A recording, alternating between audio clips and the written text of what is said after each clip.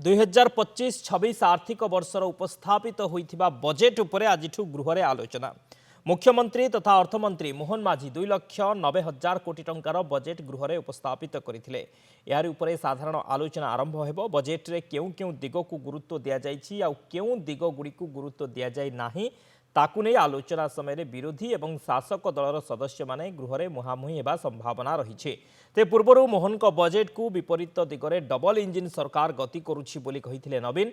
सेपटे जलसंपद राजस्व विपर्यय परिचालना इस्पात खनि योजना और संयोजन वाणिज्य सूचना और लोकसंपर्क एवं परिवहन विभाग प्रश्नकाल रही।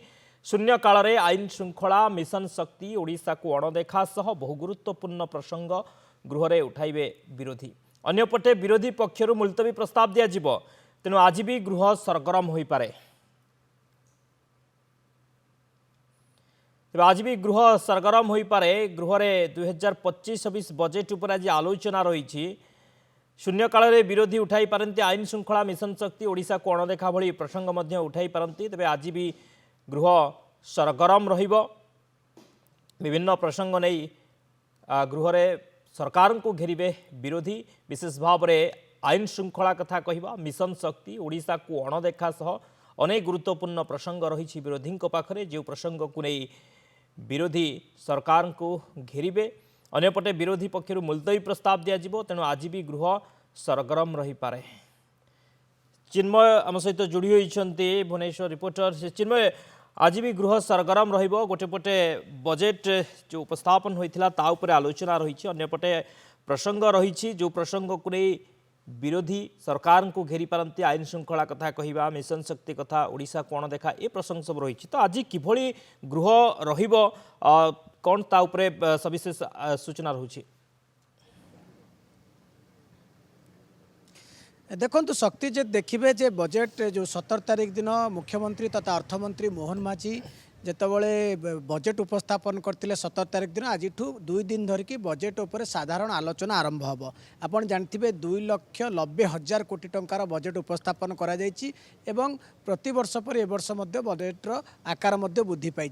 किंतु बजेट डबल इंजिन बजेट विपरीत दिगरे गति कर विरोधी दल नेता नवीन पट्टनायक कहते। ता छड़ा केंद्र बजेट रे जो भाव में ओडिशा को निराश करा जायछि, बिहार आंध्र प्रदेश को स्वतंत्र अनुदान दि जायछि। राज्य बजेट रे आशा करा जाउतला ओडिशा को प्रति टिके अधिक फोकस करा जिवो एवं राज्य सरकार बा डबल इंजिन सरकार ओडिशा को विभिन्न क्षेत्र में अधिक व्यय बराद अधिक करेंगे एवं विकास बजेट हम। किंतु से विकास बजेट हुई बरं निराश बजेट होइछि एवं विपरीत दिगरे गति करुछि बोली जहाँ मुख्य विरोधी बीजेडी अभियोग करछि। कांग्रेस मध्य से कथा कहूँ जेहेतु तारी उपर आज आलोचना हम तेणु पुंखानुपुंखी भाव में विरोधी दल और शासक दलर विधायक मैंने नहीं मत रखिए और जो भाई भाव में आपड़ देखिए जे बजेट अर्थ जो खर्च हो पारुनी पाखापाखि आप देखिए जे चलित इयर देखिए 40 ରୁ 45% अर्थ खर्च होती। तेणु बजेट पर बजेट आसुची बजेट अर्थ को सठिक भाव में खर्च करा जाई पारुनी एवं जो विभाग रे जेतिकी आवश्यक बजेट ताकू मध्य व्यवहार कराउनी।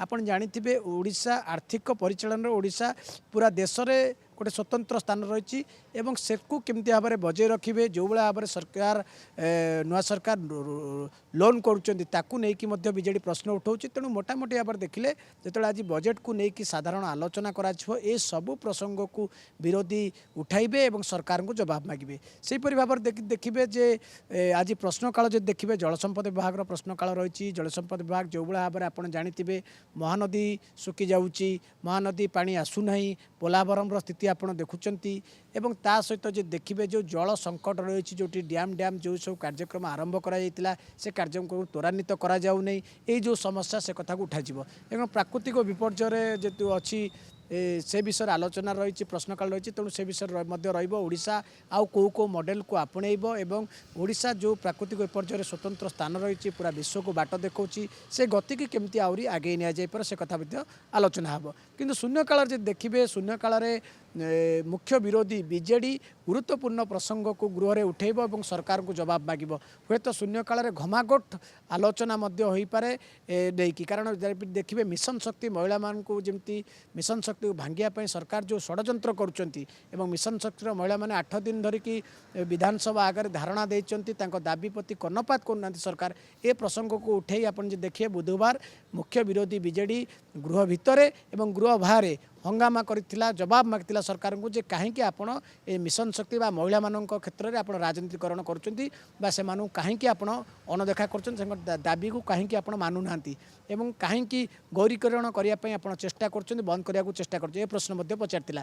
ତେଣୁ ହୁଏତ ସେ ପ୍ରସଙ୍ଗ ଉଠିପାରେ। ଆଇନ ଶୃଙ୍ଖଳା ପରିସ୍ଥିତି ଆପଣ ଜାଣିଥିବେ, ରାଜ୍ୟରେ ଯେଉଁଭଳି ଭାବରେ ଆଇନ ଶୃଙ୍ଖଳା ପରିସ୍ଥିତି ବିପର୍ଯ୍ୟସ୍ତ ହୋଇଛି, ତାକୁ ନେଇକି ଦୁଇ ବିରୋଧୀ ବିଜେଡି ଏବଂ କଂଗ୍ରେସ ଏ କଥାକୁ ନେଇକି ମଧ୍ୟ ପ୍ରଶ୍ନ ପଚାରୁଛନ୍ତି ଏବଂ ରାଜ୍ୟ ସ୍ୱାର୍ଥ ସମ୍ବଳିତ କ୍ଷେତ୍ରରେ ରାଜ୍ୟ ସରକାରଙ୍କର ଯେଉଁଭଳି ଭାବରେ ଆନ୍ତରିକତା ରହିବା କଥା, ଯେମିତି ଆପଣ ଦେଖିବେ କୋଟିଆ ପ୍ରସଙ୍ଗରେ ଯେଉଁ କଥା କହୁଥିଲେ କଂଗ୍ରେସ ବିଧାୟକ ଦଳ ନେତା, ତାଙ୍କର ବିଧାୟକ ଦଳ ନିଷ୍ପତ୍ତି ହେଇଥିଲା ଯେ ସେ ପ୍ରସଙ୍ଗରେ ସୁଭଦ୍ରା କୋଟିଆ ଅଞ୍ଚଳର ଯେଉଁ ମହିଳାମାନେ ଅଛନ୍ତି ସୁଭଦ୍ରା ଟଙ୍କା ପାଉନାହାନ୍ତି, ସେ ପ୍ରସଙ୍ଗ ମଧ୍ୟକୁ ଉଠାଇ ପାରନ୍ତି।